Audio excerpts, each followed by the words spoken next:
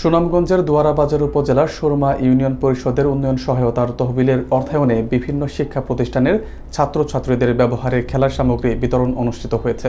বিস্তারিত থাকছে মোহাম্মদ আবু বকরের প্রতিবেদনে। বুধবার ৭ জানুয়ারি বিকেলে আনন্দমুখর পরিবেশে উপজেলার সুরমা ইউনিয়ন পরিষদের আয়োজনে ইউনিয়ন পরিষদের হলরুমে প্রশাসনিক কর্মকর্তা গুণেন্দ্র কুমার তালুকদারের সভাপতিত্বে ৭ নং ওয়ার্ডের ইউপি সদস্য আব্দুল হামিদের সঞ্চালনায় প্রধান অতিথি হিসেবে উপস্থিত ছিলেন সুরমা ইউনিয়ন পরিষদের চেয়ারম্যান মোহাম্মদ হারুনুর রশিদ।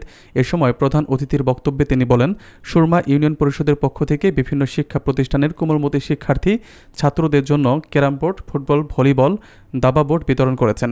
এ সময় তিনি সকলের নিকট দোয়া ও সহযোগিতা কামনা করেছেন।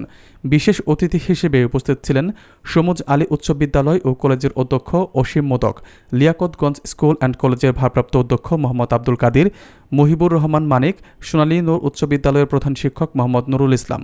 এ সময় বিশেষ অতিথির বক্তব্য রাখেন সহকারী অধ্যাপক রুকনুজ্জামান। স্বাগত বক্তব্য রাখেন সুরমা ইউপি সদস্য হাসান আলী মেম্বার। উক্ত অনুষ্ঠানে উপস্থিত ছিলেন কলেজের প্রভাষক মণ্ডলী, স্কুল শাখার শিক্ষক মণ্ডলী ও স্থানীয় গণ্যমান্য ব্যক্তিবর্গ সহ প্রমুখ। উপজেলার একটি পশ্চাৎপদ ইউনিয়ন, এই পশ্চাৎপদ ইউনিয়নের একজন ছোট জনপ্রতিনিধি হিসেবে আমি দিনরাত পরিশ্রম করি এই ইউনিয়নের মানুষের কল্যাণের জন্য।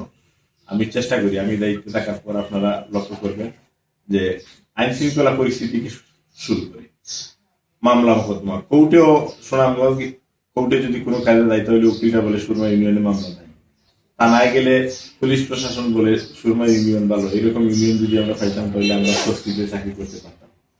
এরকম কথা আমরা শুনতে পাই। এরকম কথা শুনে মানুষের কাছ থেকে নিজেকে একটু মনে মনে গর্ববোধ করি যে এইভাবে যদি যে কয়েকদিন দায়িত্বে আছি, এইভাবে যদি আমি আমার প্রিয় নাগরিক বৃন্দের, আমার সম্মানিত ভোটার বৃন্দের, আমার প্রিয় নির্বাচক মন্ডলীর যারা আমাকে নির্বাচিত করে এখানে দায়িত্ব দিয়েছেন, আমি যদি তাদের মুখ রক্ষা করে চলতে পারি, এটাই আমার জীবনের সবচেয়ে বড় পাওয়া।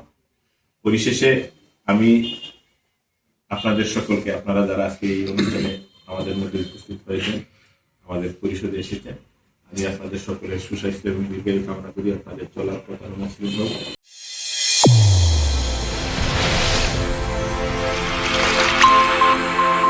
চ্যানেল A1 হৃদয়ের স্পন্দন।